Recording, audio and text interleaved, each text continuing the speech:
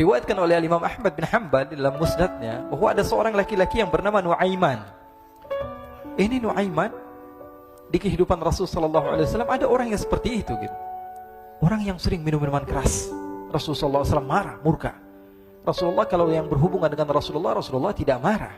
Tapi kalau sudah berhubungan dengan agama, Rasul sallallahu alaihi wasallam adalah orang yang paling marah, orang yang paling istiqamah dalam kebenaran.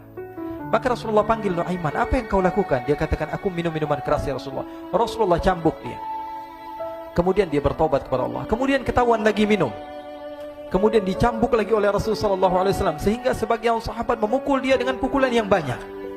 Sehingga apa yang berlaku? Sebagian sahabat mengatakan, la'natullahi ala Nuaiman. Semoga Allah melaknat Nuaiman. Dia mempermainkan Rasulullah. Dia bilang sudah mau taubat tapi minum lagi. Dia bilang sudah mau taubat tapi minum lagi. Maka Rasulullah SAW mengatakan, la tal'anuh fa innahu yuhibbullah wa rasulah. Kata Rasulullah, jangan kamu laknat Nuaiman, karena dia itu cinta sama Allah, cinta sama Rasulnya. Dalam riwayat dia dicintai Allah dan dicintai oleh Rasulnya Muhammad sallallahu alaihi wasallam. Ibn Majah menceritakan bahwa Nuaiman ini pernah suatu waktu diajak oleh Sayyidina Abu Bakar pergi ke negeri Syam. Negeri Syam itu di mana? Seperti yang diceritakan tadi, antara daerah Suriah, Lebanon, Yordania, kemudian Palestina. Daerah seperti itu. Umumnya orang Quraisy pada masa itu mereka memiliki rihlah berdagang, membeli dagangan ke Syam, kemudian dijual lagi di kota Makkah. Ketika itu Rasulullah SAW didatangi Abu Bakar. Sayyidina Abu Bakar mengatakan kepada Rasulullah, ya Rasulullah, saya mau izin ya Rasulullah. Mau apa? Saya mau ajak dua sahabat kamu ini ikut berdagang ya Rasulullah. Siapa kata Rasul? Nuaiman. Kata Rasulullah, Nuaiman kamu mau ajak? Mau ngapain? Biar seru-seruan aja ya Rasulullah. Kata Rasulullah, ya sudah, saya izinkan kamu bawa Nuaiman. Ketika itu Sayyidina Abu Bakar membawa Nuaiman sama satu sahabat namanya Suwaibid ibn Harmalah. Siapa namanya? Suwaibid ibn Harmalah. Ini sahabat Rasulullah SAW yang memiliki sifat yang berbeda-beda. Kalau Nuaiman ini aneh. Pernah Rasulullah SAW dibawain makanan banyak, dikasih Rasulullah, dikasih sahabat semua. Semuanya sudah makan, tiba-tiba si Nuaiman ini, sahabat Nabi Nuaiman mengatakan kepada Rasulullah, ya Rasulullah, ini yang penjualnya, tolong kau yang bayar ya Rasulullah. Makanan udah habis. Makanan udah habis, Rasulullah SAW bingung, saya yang bayar. Akhirnya Rasulullah katakan kepada sahabat, ayo keluarkan uang, kita patungan, kita bayar. Rasulullah aja dimainin, apalagi kita orang. Sallu ala Nabi Muhammad. Nuaiman diajak Sayyidina Abu Bakar. Kata Rasulullah SAW, benar kamu mau ajak Nuaiman? Iya ya Rasulullah. Diajaklah akhirnya.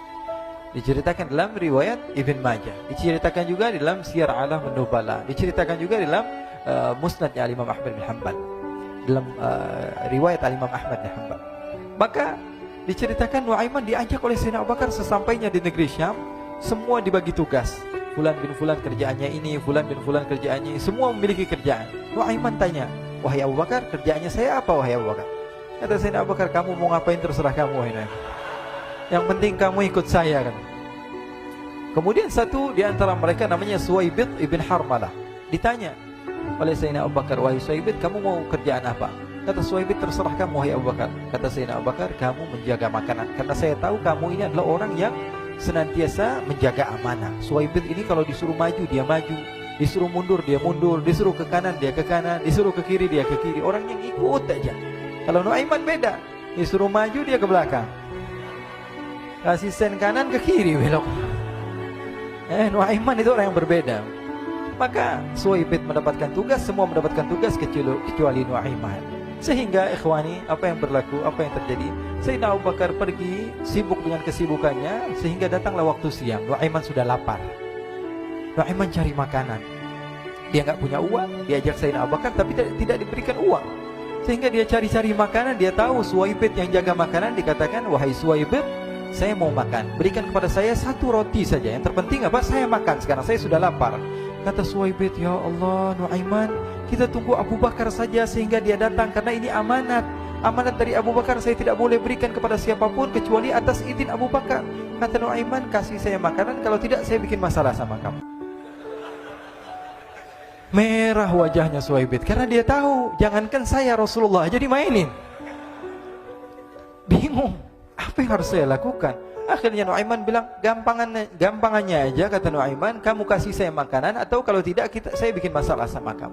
Bingung Suhaib pikir panjang. Setelah itu dia katakan, ya sudah Nuaiman, saya tetap mau jaga amanah Abu Bakar, karena saya takut ini adalah perintahnya Allah, perintahnya Rasulullah SAW, dan perintah daripada Abu Bakar, sahabatnya Nabi.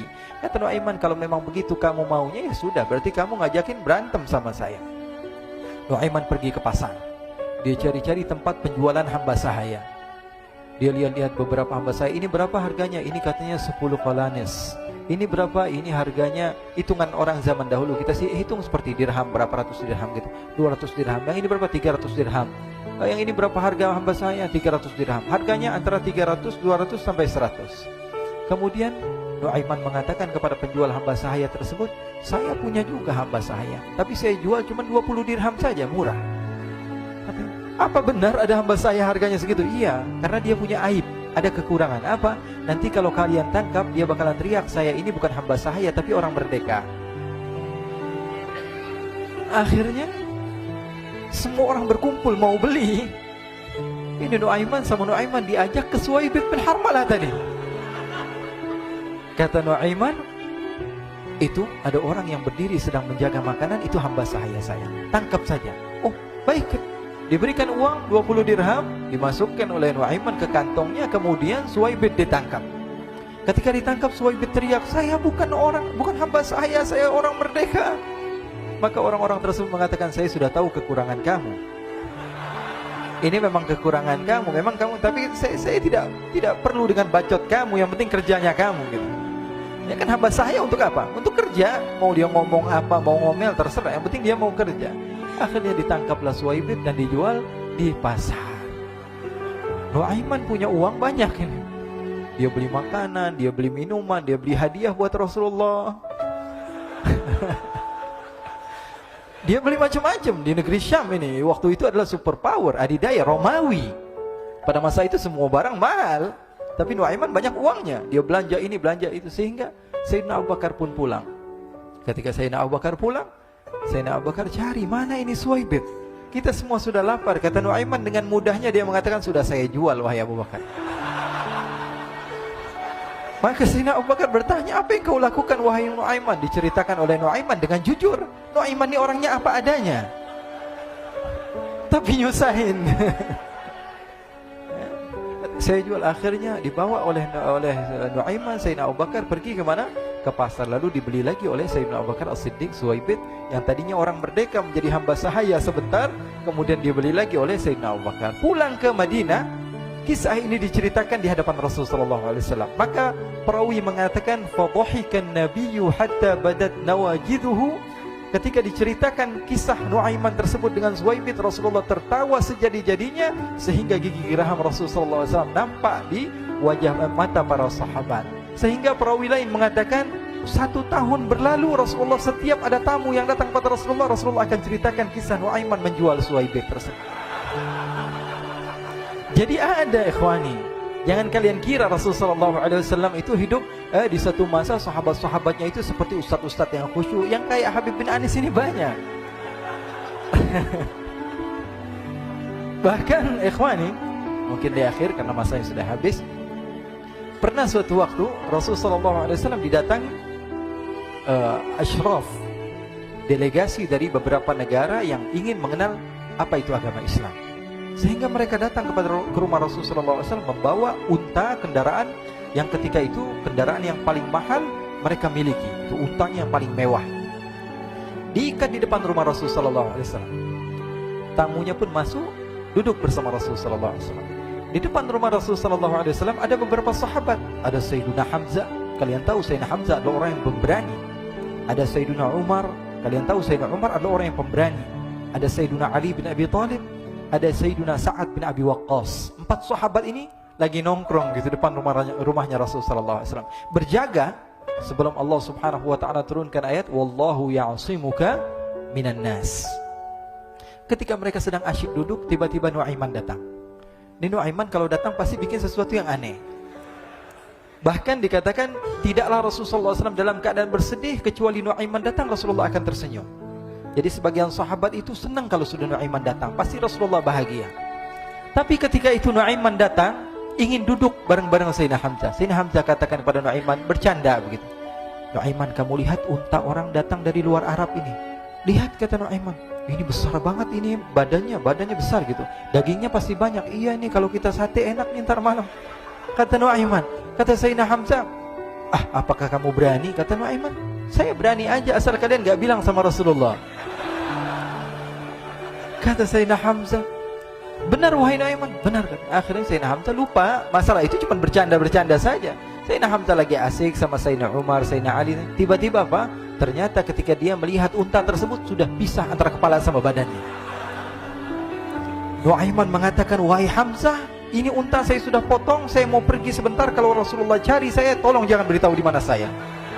Nanti kalau keadaan sudah aman, mari kita nyate bareng-barengan. Ini ada yang seperti itu di zaman Rasulullah SAW. Maka dia pun berlari dan berlari mencari satu tempat supaya Rasulullah SAW dia selamat daripada Rasulullah SAW. Sehingga Sayyidina Hamzah bingung, ini kalau Rasulullah keluar gimana? Ada Hamzah Asadullah, ada Ali bin Abi Thalib, ada Umar, gak bisa jaga kendaraannya tamunya Rasulullah Sallallahu Alaihi Wasallam. Akhirnya benar apa yang terjadi, ikhwani. Rasulullah SAW tamunya mau pulang. Ketika dia buka pintu tamu melihat apa? Untanya sudah begitu. Mereka teriak, wa naqatah, unta kami wahai Muhammad. Baru mau kenal Islam, unta kami, kendaraan kami sudah dibuang. Rasulullah SAW lihat Sayyidina Hamzah, lihat Sayyidina Ali. Mereka gak bisa ngomong, mereka hanya bilang apa? Nuaiman ya Rasulullah. Rasulullah perintahkan Sayyidina Umar, wahai Umar, sekarang kamu ambil uang, kemudian kamu gantikan, kemudian kamu berikan 2 kali lipat daripada harta unta ini, sehingga apa? Agama Islam tidak didengar dengan sesuatu yang tidak baik di luar sana. Akhirnya diberikan harta, diberikan unta yang baru dan diberikan harta yang lebih untuk orang tersebut, sehingga orang tersebut tidak menjelek-jelekan agama Islam. Kata Rasulullah SAW, dan sekarang waktunya kita balas dendam sama Nuaiman. Nuaiman ternyata berlari tempat yang jauh sampai hampir keluar dari kota Madinah. Dia dapatkan seorang sahabat Nabi yang hadir juga dalam peperangan Badar, namanya Al-Miqdad bin Al-Aswad. Siapa namanya? Al-Miqdad bin Al-Aswad ketika itu sedang menggali sumur. Ketika sedang menggali sumur, Nuaiman datang. Nuaiman katakan kepada Miqdad, wahai Miqdad, wahai sahabat Rasul, kamu orang yang hadir dalam peperangan Badar, kamu adalah orang yang hebat. Dipuji-puji sama Nuaiman. Ada maunya ini. Akhirnya dia bilang, wahai Miqdad, tolong saya. Kenapa wahai Nuaiman? Kamu ini kekasihnya Rasulullah, orang yang disayang sama Rasulullah. Kenapa? Saya ini sedang dikejar-kejar orang jahat. Tolong selamatkan saya. Saya pengen masuk ke dalam sumur, boleh atau tidak?